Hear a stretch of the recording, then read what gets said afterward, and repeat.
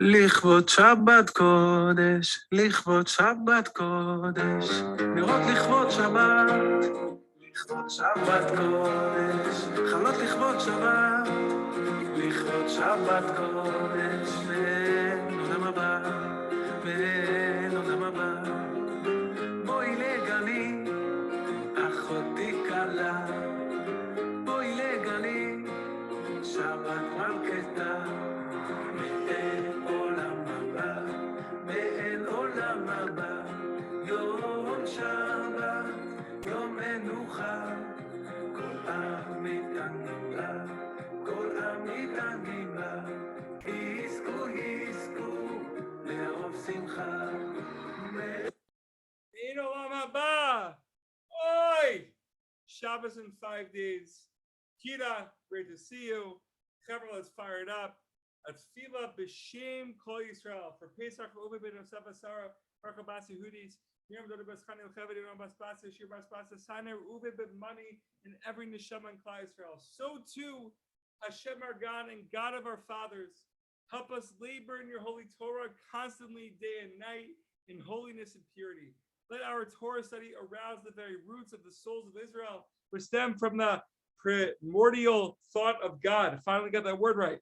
All the Jews' souls are rooted in the letters of the Holy Torah. Hashem, let our labor in the Torah so radiate that our Torah study will arouse the roots of the souls of Israel until they shine to one another. Bezrat Hashem. Chavra, big news. We are on the last chelek of Siman Zion. And then we're starting the 8th Siman in Kitzur Shulchan Aruch. Very exciting stuff. And let's get right into it. If they called him for an aliyah to the Torah before he recited the blessings of the Torah privately, if it is possible for him to recite before going up to read from the Torah all the private Torah blessings, and also to recite at least one verse, such as Yivarechecha, may Hashem bless you, one of the verses normally recited after the Torah blessings, he should do so. And after that, he should ascend to read the Torah and recite the public blessing. But if it is impossible for him to do this, there is no time for him to say the blessings without causing delay. He should go up to the Torah as is, without having said the private blessings. And since he'll have recited the blessings of Asher Barcha Banu, which means who have chosen us, upon reading from the Torah in public, he should not repeat that blessing afterwards. Rather, he should say only the blessing of Asher Kedeshanu, which means who had sanctified us until Amo Yisrael, right? And continue with the blessing, Harev Na, Sweden, which means Sweden, please, until its conclusion with the words Amo Yisrael, to his nation Israel. And then he should say, Yivarechecha. Okay, Bezrat Hashem. And it says in the footnote, although he has already read from the Torah after reciting Asher Baruch Banu, since he's reciting another blessing of the Torah, which is Asher Kedeshanu, he must recite another Torah passage. Bezrat Hashem, Chavra, very exciting stuff. Last week, I believe, we went over Sicha 68. Sicha 68 spoke about Hitbodidut, I think, for a little. And at the end of the Sicha, it said that we should look for further information, for further explanation from Rabbeinu. We should look at Lekutei Moharan, the second volume, 95 pieces, 95 to 100. So we are doing just that. However, I feel like there needs to be an introduction to Hitbodidut itself. I'm someone who is just open to learning Hitbodidut as long as along with you guys. So let's see what our holy masters, our holy Rebbes have to say about Hitbodidut, and let's open ourselves up. And Gevaldik, and this is our first time learning about Hitbodidut. So in the Sefer, I actually told you guys about the Sefer, Where Earth and Heaven Kiss by Rav Ozer Bergman. It's a book about Hitbodidut. You can buy it on Breslov Books. It's a Gevaldik book. It says, he writes on page 61, he quotes the Midrash, a Midrashic parable. And the actual title of this chapter is Room 1, the Refuge Recovery Room. Now, he's quoting a Midrashic parable in Shir Hashirim, and this will introduce us to Hitbodidut just a little. The dove glided along peacefully. Chavra, we have to open up our hearts, right? This is a poem. This is mamash, the best parable of all time. The dove glided along peacefully. She felt a shadow above and behind her, slowly edging into view. The shadow took form and she recognized it, the falcon. The dove plunged, aiming for a cleft too small for the falcon.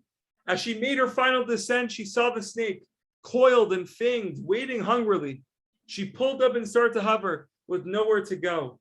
She began beating her wings and cooling for all she was worth, hoping her owner would hear and come to the rescue. Chabra, so beautiful. Have we ever felt hopelessly caught in a lose-lose situation? That's the question we have to be asking ourselves. Let's open our hearts. A refuge, a safe room, a recovery room is always available. Its name is Hitbodidut. Can even help you recover after you thought you already lost. Woo! Chabra, we're going to continue with our introduction to pieces 95 to 100 right now with 8 sots, advice from Rabbeinu Nachman. And he opens up by saying to taste the hidden light of Torah, the secrets that will be revealed in time to come.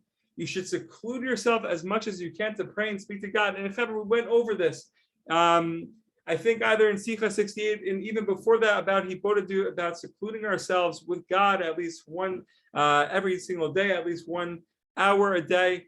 But obviously, if we're beginners, which we all are, we can start with 30 seconds, we can start with a minute and work our way up. Take a good look at yourself and make a reckoning. What are you doing with your life? How's your time spent? Is this the right way to spend your life? To behave as you do before the Holy One who bestows goodness upon you every moment of the day. Weigh all the different aspects of your life very carefully. And this was also stated in Sichot 47, which we read the commentary of Rav Ari Kaplan, how one should be able to reflect his life. And if one is not able to do so, then life could go by in a snap. And where did life go? And we'd even reflect on our true purpose and ask ourselves what our true purpose is in this world. If you make yourself the judge over everything you are doing, you'll be able to rid yourself of all fears and worries. You will never be afraid of earthly powers, princesses or rulers, princes or rulers, wild beasts, robbers, or the like. Now, Chavra, this is the narrow bridge. Life is a narrow bridge. We are walking on the narrow bridge. It can seem wobbly at times. It can seem very narrow. However, one must not be afraid, according to Rabbi Nachman.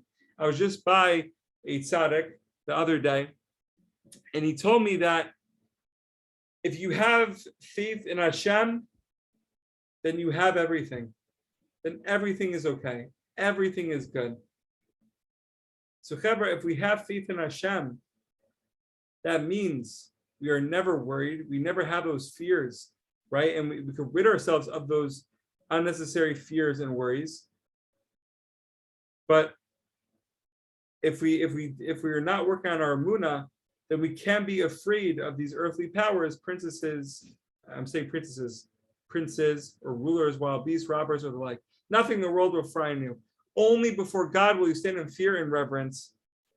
This is the way to elevate that fear that is within you to its true root, which is in the knowledge of God. You will attain perfect knowledge because you will know before whom to stand in awe, God alone in his greatness and glory. Then you'll be able to understand the revealed Torah and you'll attain genuine humility. You will learn how to put your whole soul into your prayers.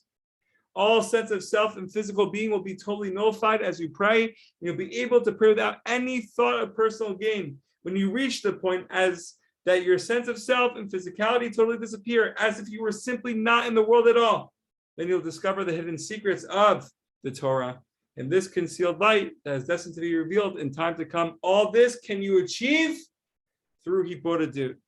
However, there's a little Maisa, and then we'll open it up. I know this is taking a while.